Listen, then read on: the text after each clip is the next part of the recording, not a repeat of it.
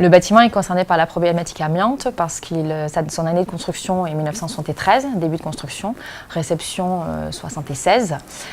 Et c'est pour ça qu'on trouve différents types d'amiante dans le bâtiment, notamment des cols de carrelage, des cloisons, des enduits. On a même eu un chemin de câble floqué. Alors il y a deux types de travaux. Donc d'un côté, les gros travaux qui là vont faire appel à des marchés publics où on va retenir des entreprises vraiment spécialisées donc en amiante.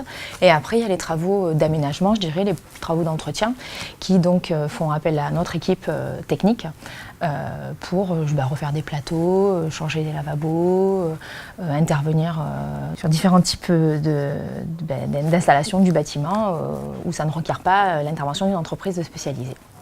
L'entretien du bâtiment est confié à nos équipes techniques, donc ce qui sous-entend que tout ce qui est d'entretien aussi relatif à l'amiante, ce sont eux qui interviennent dessus.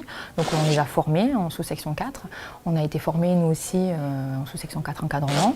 Nous réalisons nos modes opératoires qui sont validés par la CARSAT et l'inspection du travail.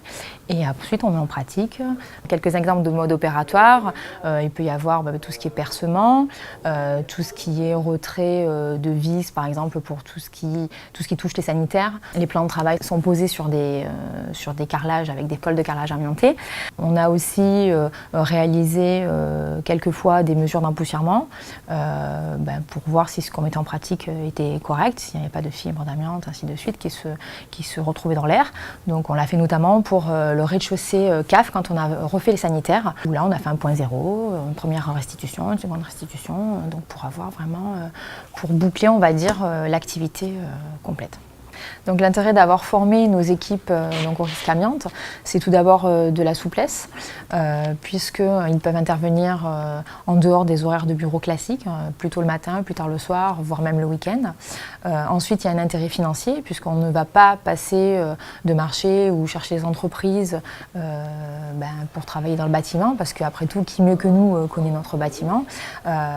Et puis, je dirais, c'est aussi un gage de sécurité, puisqu'on maîtrise le risque. Les organismes adhérents savent que donc en interne ils ont les compétences, ils peuvent faire appel à nos services et donc tout le monde y trouve finalement je pense des avantages.